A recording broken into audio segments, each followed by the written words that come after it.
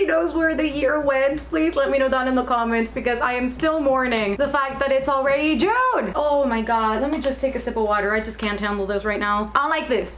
Hello book reading friends, welcome back to my channel, or welcome if you're new. My name is Mel, and today I bring you the mid-year freak out book tag, and I am indeed freaking out because it's already June. I don't know where the year went. I am tearing up just by the idea that it is already the midpoint of the year. I just don't want to accept it. I'm a little bit in denial. It's also kind of crazy to think about the fact that in just under a month by the time this is going up, it is my YouTube birthday, like my Booktube birthday, a whole year on Booktube, which is also really crazy. I believe I started my channel July 5th. So yeah, I don't know if I call this great or if I call this my mid-year life crisis, because I just don't, where's my hand going? I don't want to accept the fact that it's already midpoint of the year. However, if you guys are not familiar with what the mid-year freakout book tag is, it is basically a mid-year checkup where I come here and I answer a few questions and I basically chat about how my reading has been going for this half of the year, some of my favorite books, some of my disappointing books, everything in between. So we're just gonna answer a few fun tag questions to see how our reading has been going for the year. And feel free to answer any of these questions in the, I was gonna say in the chat. Feel free to answer any of these questions on the comments down below, because I also want to hear how you guys' reading have been going. I know a lot of people set small goals and they've been surpassing them and reading a lot more. I know some of you have just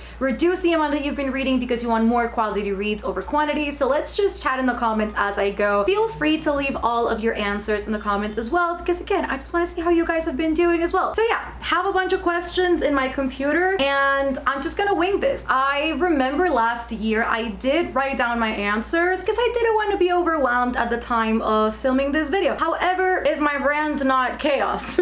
So I'm just gonna go and see what comes to mind first. So the first question is, best book you've read so far in 2021? I have read quite a few amazing books, I'm not gonna lie. I feel like this year I have been giving less 5 stars than I did last year. I feel like that's where my brain is going. But books that have stuck with me ever since I have read them, you can actually see 2 of them right here that I had great experiences with. Skyward by Brandon Sanderson. I read this last month for my Patreon book club, and this one just completely took me by surprise. I think it was really easy to read for a YA sci-fi. By the way, if you don't know what this is about, this follows Spensa, and her father was a pilot for the DDF. It's like the defense forces of the worlds that they live in, and her father was deemed a coward and a traitor, and Spensa will go to any means necessary to become a pilot herself and to kind of uplift the shame, I guess, that has been put under her family name. Really, again, took me by surprise how easy this was to read and how lovable Spensa became by the end of this book. I also really liked Jorgen, and it was also really heartbreaking. I didn't expect Brandon Sanderson to just kill off these kids. There's just so many great things to say about this one. You enter with so many questions and you leave with so many questions and you get so many questions answered. The action sequences are truly phenomenal. I don't know why I expected any less from Brandon Sanderson, but it was just a well-rounded, fantastic story overall that I really recommend anyone if you're trying to get into sci-fi. Another really great one that I read this year is actually A Discovery of Witches by Deborah Harkness. I really freaking enjoyed this book, and I didn't actually, like, I can say this so confidently, I didn't expect to love this as much as I did. I didn't really know what I was getting myself into with this one, and I think when things are genre bending, it makes the story so much more interesting. So although this is a fantasy, it is also kind of like a paranormal romance, but it also still is very sci-fi, and it still also is very historical. So in this one, we follow Diana Bishop, who is, yes, a witch, but she is also a historian at the Bodleian Library in Oxford University. And while she's there, she discovers an ancient alchemical manuscript called the Ashmole 782, which is actually a real manuscript. And once she discovers that, she kind of starts a war between species, and because of that reason, she ends up meeting Matthew, who is a vampire, and they embark on this journey together, trying to figure out exactly what they want with Diana, why Diana is so important, what her powers really are, what this manuscript really means to the supernatural community, and how they will make sure that everything stays stays as tame as possible. And it's just so interesting. So many historical elements that were subverted and just warped in a way that they fit this storyline in a very, again, fantastical setting, and a lot of scientific, just alchemical, chemistry, biology, all of it just infused in such a, it's just a beautiful story. People We Meet on Vacation is definitely one of the best books that I've read this year, which took me by surprise as well because it is a romance. And previous to this, I had never read Emily Henry. In this one, we follow Poppy and Alex, who are best friends, and they've been going on vacations for years now, and something happened in Croatia that remains a mystery for the majority of this book. But what happened in the Croatia trip is actually what drove them apart, and they have grown estranged from each other. They have kept their lives very separate for years now, and in a last attempt to not only confess her love for her best friend, but to also kind of mend what is broken, Poppy reaches out to Alex with the intent on going on one last vacation together and see if there is any hope for them after all. I just really like the way that Emily Henry wraps together all of these themes of friendship and family and self-love and self-worth. It was just really a stunning journey to go on with both of these characters, and I like the fact that this book talks a lot about if you want to fix others, you can't really do that because they have to want to get better themselves, so you can't do anything about that no matter how much you love them. And I love how intense that theme is in here. I just love the slow burn friends to lovers. The chemistry between these two characters just glowed through the page so nicely. I am itching for a reread where I can actually tab and annotate this because it deserves all the love in the world. And I mean, shout out can go to other books as well, like Strange the Dreamer, Wicked Fox, the Heartstopper series by Alice Oseman. Watch me forget so many books as well because I think I'm just remembering books that I have read from like March to what's going on in June,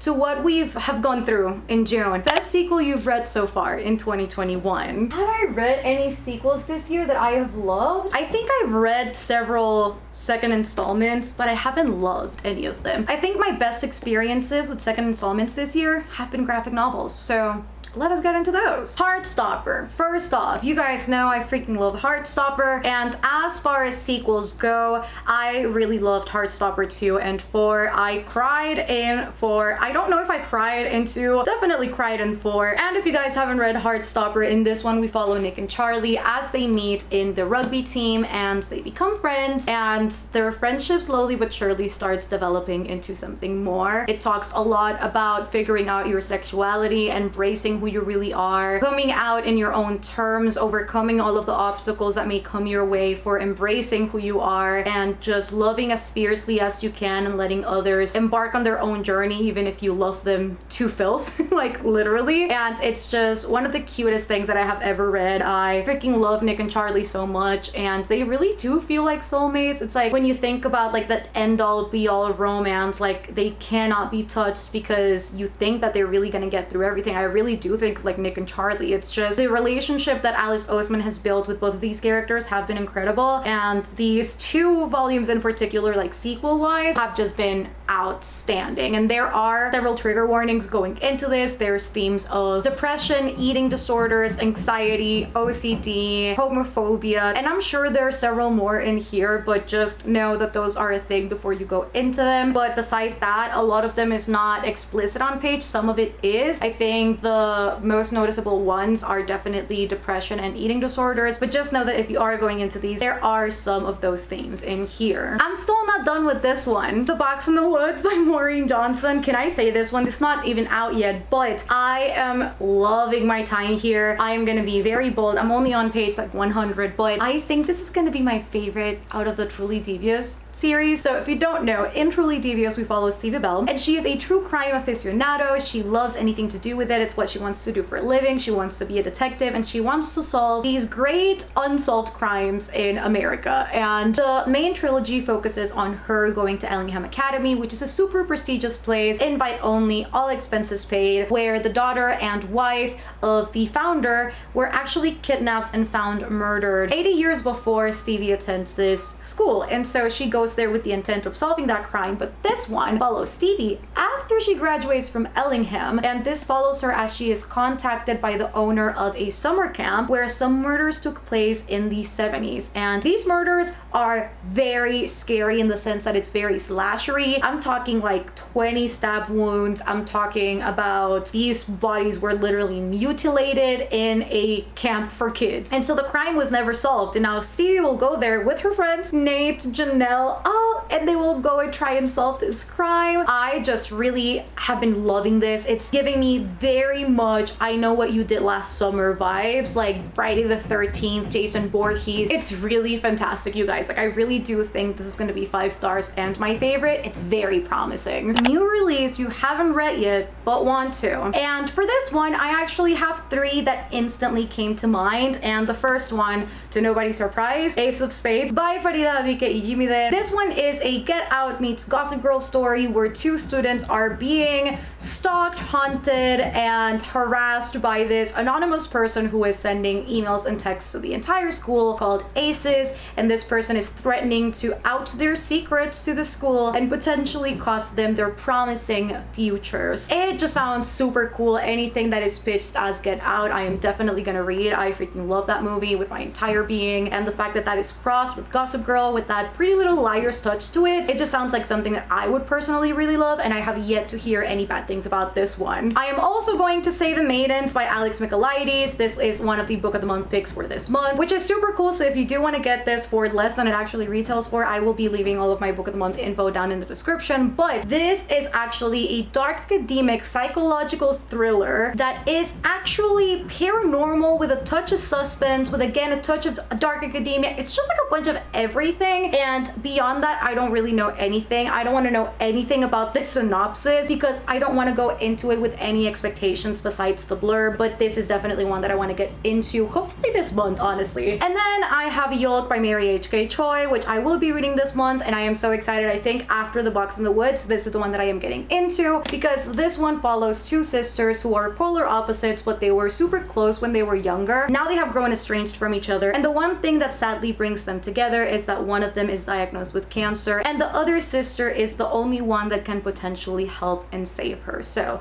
I would say if there's any like new releases that I really hope to get to, it would be these 3, but I have to wait a little bit longer for Ace of Spades because it's my Patreon book club pick for June. Not June, we are already in June. For July, so I will have to wait a little bit for that one, but overall just excited about all of these, and there's a bunch more. Number 4, most anticipated release for the second half of the year, but I would say Our Violin Ends by Chloe Gong, which is the second book in These Violent Delights, Kingdom of the Curse, which is the second book in Kingdom of the Wicked. I would also have to say, oh my god, The Righteous by Renee Ahdieh. I'm so excited about that one. I'm trying to see, there's just so many freaking books coming out this year that I have no idea. Oh my god, wait, doesn't Rise to the Sun by Leah Johnson come out in the second half of the year? I would also say that one. I'm not gonna go through synopses for these because there's probably a lot of them. Oh my god, freaking Satanic by Brandon Sanderson. Are you kidding me? The cover for this is absolutely stunning. That is the 3rd book in the Skyward series. Get out of here. The cover is stunning. I can't wait. I haven't even read the second one. Let's just move past that. But oh my god, I am excited. Oh, 6 Crimson Cranes by Elizabeth Lim. You've Reached Sam by Dustin Thau. Of freaking course. How We Fall Apart by Katie Zhao. Let me just keep rolling them out because there's so many. When I tell you so many good books are coming out this year, I just love that for me and I love that for all of us. But I would say any of those. And again, I'm not gonna give synopses for all of them because then this video would be like an hour long and we don't need an hour long time. Ooh, we're getting into juicy territory. Biggest disappointment of the year so far. We're starting in hot. Undercover Bromance by Lisa K. Adams. Didn't love this book. I thought it was really insensitive. And here's the thing, the Bromance book club series follows different characters, but it all surrounds the same kind of theme where the men want to really make their partners fall extra in love with them. So they have a book club where they read romance novels. That way they can figure out how to maximize their love lives. In this one, we follow Liv, who is the sister of the main character in the first one, and Mac, who I believe is the founder of the romance book club actually. And these two go on this journey trying to expose the owner and famous chef of a restaurant who actually sexually assaulted a lot of women in the restaurant, a lot of waiters. Here's the thing, when you have a rom-com and you throw in topics so serious as sexual assault and assault victims, and you start dropping, you know, stuff that has a lot of comedic timing or jokes in the midst of these crazy, just really serious, triggering scenes, it just comes across as highly insensitive. Not only are your characters coming across like that, but it's also a choice as an author to be doing all of those things. And I just did not like the way that this was executed, which was a shame because the first and third book are fantastic, but this one, in my opinion, just hit all kinds of wrong for me. You're probably gonna see me come for a lot of your favorites. Dani Brown was also a big disappointment. I loved Chloe and Eve. I just didn't like Dani. I didn't think Dani was a compelling character at all. I also thought that this book was more about Seth than it was about Dani. We got no character development done for Dani. She still felt like a side character and a plot device to other people's stories. In this case, Seth. And when the whole premise of the book is about Dani falling in love and overcoming all of her obstacles, it just doesn't seem like the way to go, if that makes sense. So this is just not one that I particularly love. And I also know this is a lot of people's favorites in that series. Don't get me started on Lost in the Neverwoods. This is single-handedly, like, this takes the prize for just most disappointed book of like the year probably, and the year is not even over. I loved Cemetery Boys, 5 out of 5 stars, freaking loved it. Loved all of the Latin references warped with the brutal hex culture, and just all of it worked for me. This time around, Aidan Thomas, I don't know what happened here. I don't know what happened here.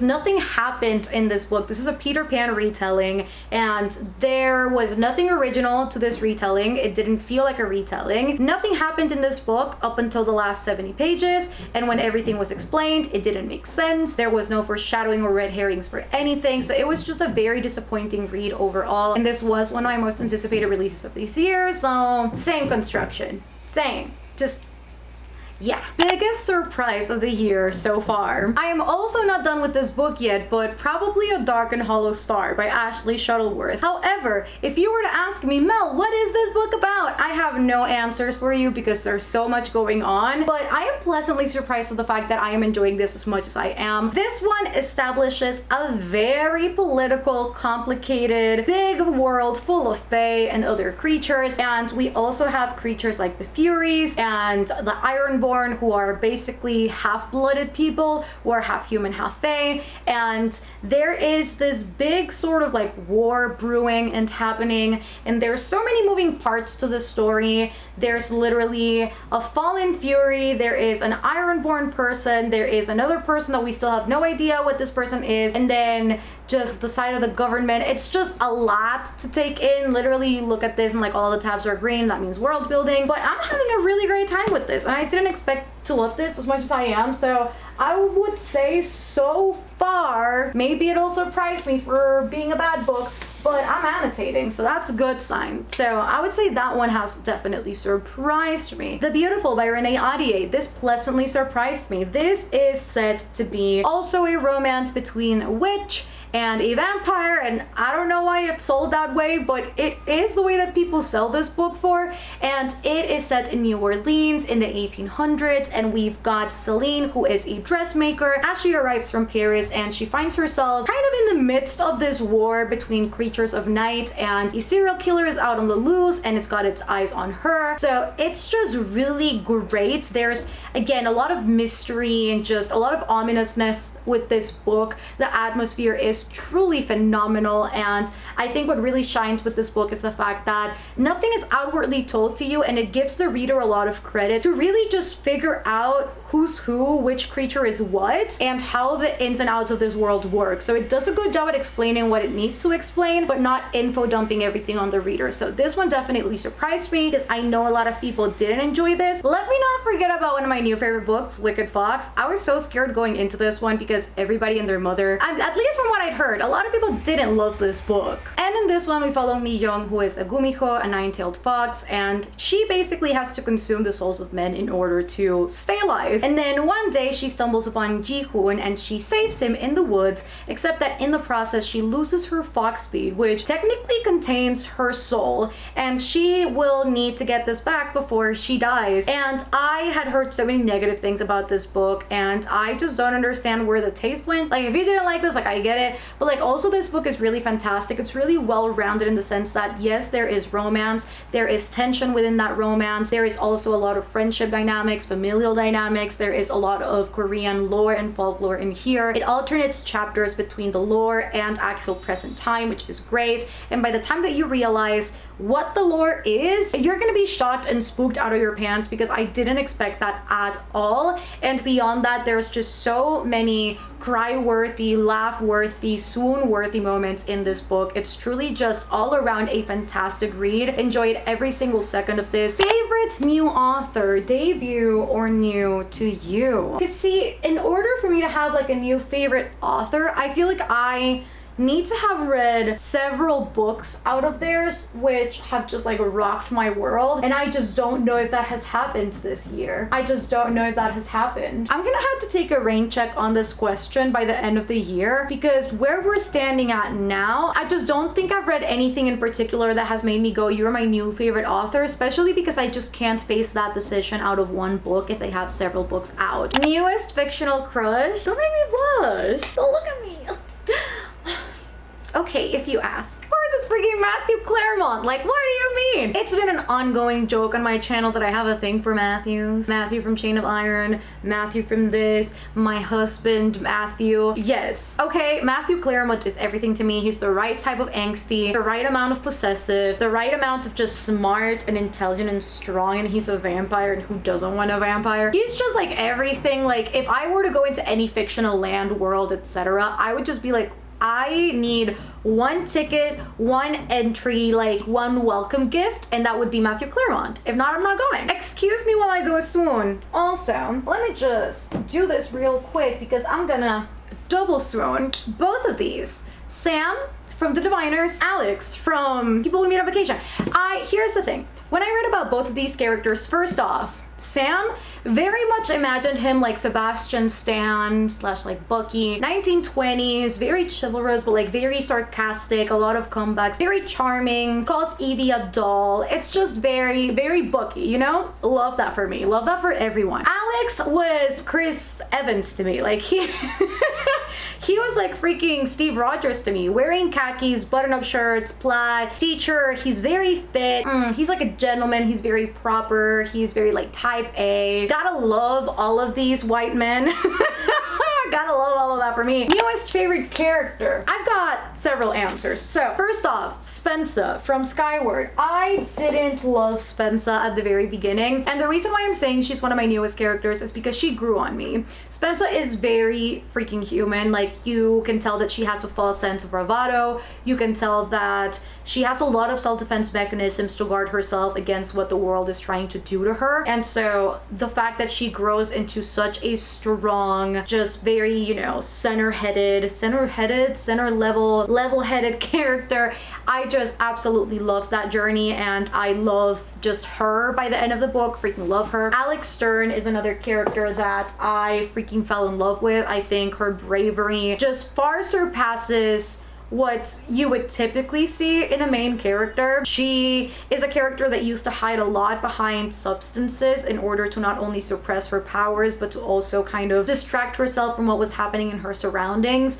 And when she looks past that and she finally embraces who she really is, you can see the fact that she is that type of character that is willing to step up if need be, even though it's not her job, but she is willing to do that to not only like protect and support the people that she loves, but just anyone. Like, she is willing to put herself on the plate because she doesn't want what happened to her to happen to anybody else, and I just love that. Amari from Amari and the Night Brothers. Absolutely love her. Such a brave young girl that could be potentially so inspiring to so many people out there. I love how loyal she is and how loving she is, and how she truly just wants to prove to the world that she is as normal as everybody else, and that she deserves a place in this world, and that she deserves to be treated the same way as everybody is. And I just commend her for her bravery. And I know she's like fictional, fictional, but it's just, it makes me so proud to think about Amari and everything that she's achieved despite all odds seemingly being against her in a system that just wants to fit you in a box and leave you there. So I absolutely love her. And then Eve Brown from Act Your Age, Eve Brown by Talia Hibbert. Absolutely love her as well. I think she is also a character that I personally related to a lot. She is a character that is constantly switching careers and constantly feels lost in life. She feels 10 steps behind. She feels very inadequate, even if that is not the case, because there is a lot of societal standards behind the decisions that she has been making, and the fact that she grows into the character that she is at the very end, and that she embraces all of those things, and that despite the fact that there is a title, a name, and a mold that she could potentially fit herself into, she doesn't care to do that because she knows herself and she knows where she comes from and she knows her motivation, and that beyond everything is very important to her. So I am going to say all four of these incredible ladies that I am surrounded by. We love to see strong women in books. Book that made you cry. I am still in the hunt for it, people. I am still technically on the hunt for that one book that will make me sob my little eyes out. I think Yolk is gonna do that to me, but we shall see when the time gets here. I am going to say It Ends With Us by Colleen Hoover. It wasn't the book, it was the author's note, which, just be warned if you want to go into It Ends With Us, everybody sells this as a romance, and going into this, I thought it was going to be a romance between a surgeon and a very just strong-willed lady who has a past with another guy who was in the military. I really thought this was going to be a romance story. This is actually a story about domestic abuse, and there is obviously romance in the midst of that, but the main focus of this book is domestic abuse, and I just wish somebody would have warned me going into this, because if I had known, I probably would have put this book off for a while, because I typically don't find myself very faced with the theme of domestic abuse. However, when it's on page, blatant as it is here, it's a little bit hard to read for me. So what really made me cry was the author's note. Yes, again, I'm not gonna talk much about that. Volume 3 of Fence also made me really cry. Gotta love that for me.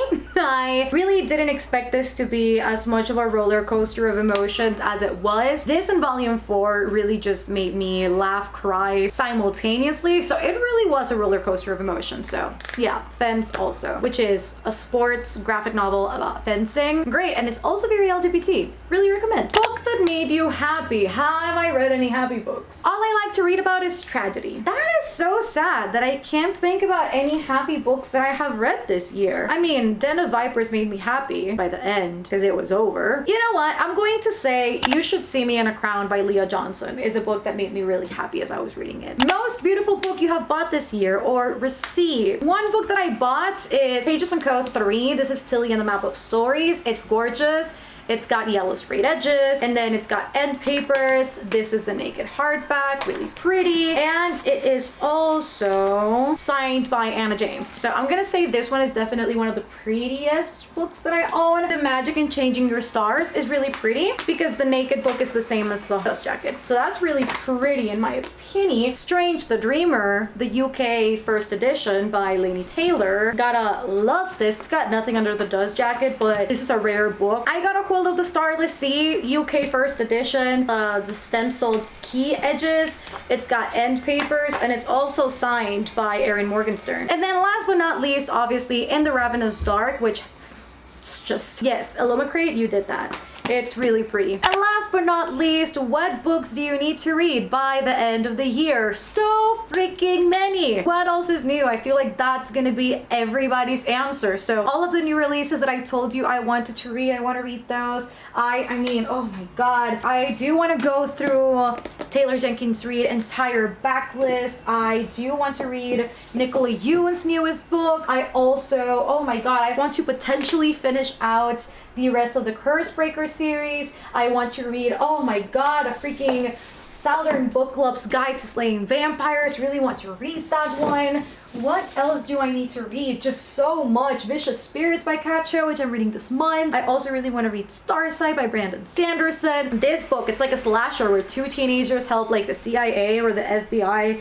Yeah, the FBI track down like a sociopathic like serial killer or something. That looks really cool. It's like an older book, but I'm also really excited about that. Obviously, to finish out the All Souls trilogy, Gideon the Ninth, I'm also really excited about. Vengeful by V.E. Schwab. Loisona Now Where Dreams Descend, Priory of the Orange Tree. There's just so many books that I own that I really want to get to. I am just trying to make it my mission to not buy as many books for the second half of the year and just read the books that I already own. So we'll see how that goes, because there is just so many books that I need to get through. So yes, you guys, I hope that you enjoyed the mid-year freakout book tag. Again, just a tiny check-in at the middle point of the year to talk about my reads, how they've been going. And again, I want to hear you guys' answers down in the comments. How has your reading been for this first half of 2021? Let's chat in the comments. I am super excited to see what you guys have been going through reading wise this year. Let me know. Let's chat. So yeah, I hope that you guys enjoyed this video. If you did, give it a thumbs up. Comment down below again if you've read any of these books. If there's any books in particular that are coming out this year that you have in your radar, also let me know. I am going to attempt to make another video on my most anticipated releases for the second half of the year, so stay tuned for that. This construction is really going, and I'm so sorry for that. Don't forget to subscribe down below if you enjoyed this video. I am constantly uploading bookish videos that I'm sure you don't want to miss. And if you want more exclusive content, early access to videos, exclusive live streams, and just a podcast, buddy reads, book clubs, a Discord, everything in between, my Patreon is always linked down below. We call ourselves the Citadel, and it's always a good old time over there. And that is linked alongside all of my social medias as well, which again, you can find all of that down below.